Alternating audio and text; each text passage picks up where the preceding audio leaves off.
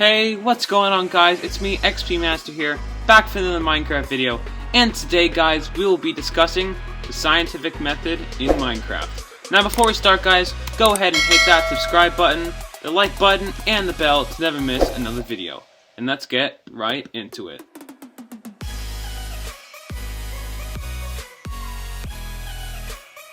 Okay, let's get started. The scientific method. The scientific method. The scientific method is a process for experimentation that is used to answer questions and observe observations of something.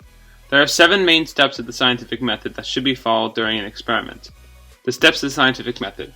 1. Ask a question / make an observation. 2 is to get some background research. 3 is to create a hypothesis.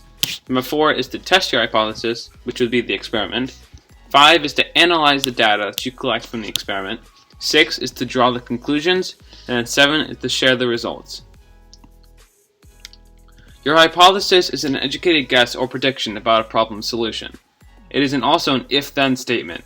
And to make the statement even better, you can make the statement to have the words if-then-then in it, which will show the change in the experiment.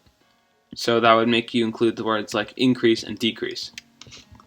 Independent variable, something that is changed. The dependent variable is something that might be affected by the change in the independent variable.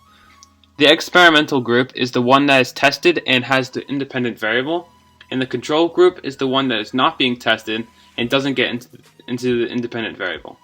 So in other words, the control group is not being tested, it's pretty much just being compared.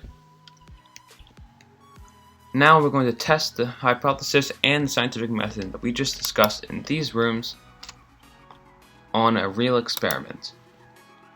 So right here, the problem.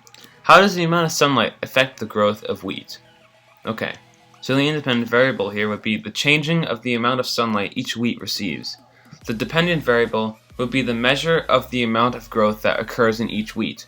And the control group would be the group of wheat that receives no sunlight during the experiment.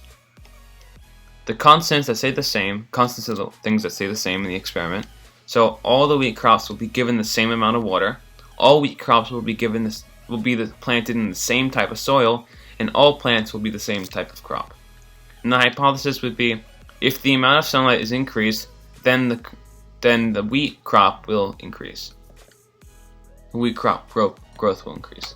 So now we get these items: diamond hoe, some seeds, and a water bucket. So I'm going to go outside.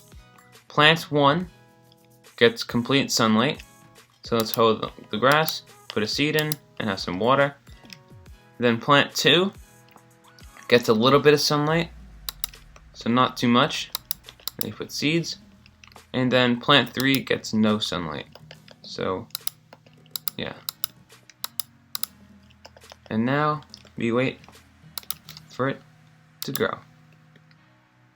1 eternity later. Okay guys, so I waited a little bit, and now we're going to go and see if the plants have grown, if the crops have grown. So let's go outside and check. Okay, plant 1, it has grown. It has wheat. It is at its full capacity because it has full-on direct sunlight, as you can see. There's nothing blocking it. And then plant 2 has partial sunlight, as you can see, only this hole, and this bunch has grown. So that would be about correct. And then the plant number 3 has no sunlight, so therefore it barely grew. Oh, it's just growing now because it just didn't have any sunlight compared to anything else.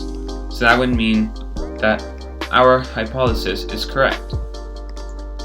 As you can see here, the hypothesis that plant growth increases as the amount of sunlight increases was supported by the data.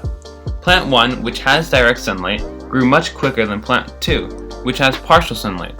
Plant 2 also grew more than plant 3, which has no sunlight. Now that you have proven your hypothesis correct, you can share your results, just like you can share this video. That was a bad pun. Click the gray button above the chest to complete the science rooms. You come here and click it, and voila. And that is all for today's video. I hope you guys all enjoyed. Don't forget to go and hit that subscribe button, the like button, and the bell to never miss another video. This was the scientific method in Minecraft, and we'll see you guys all next time. Bye.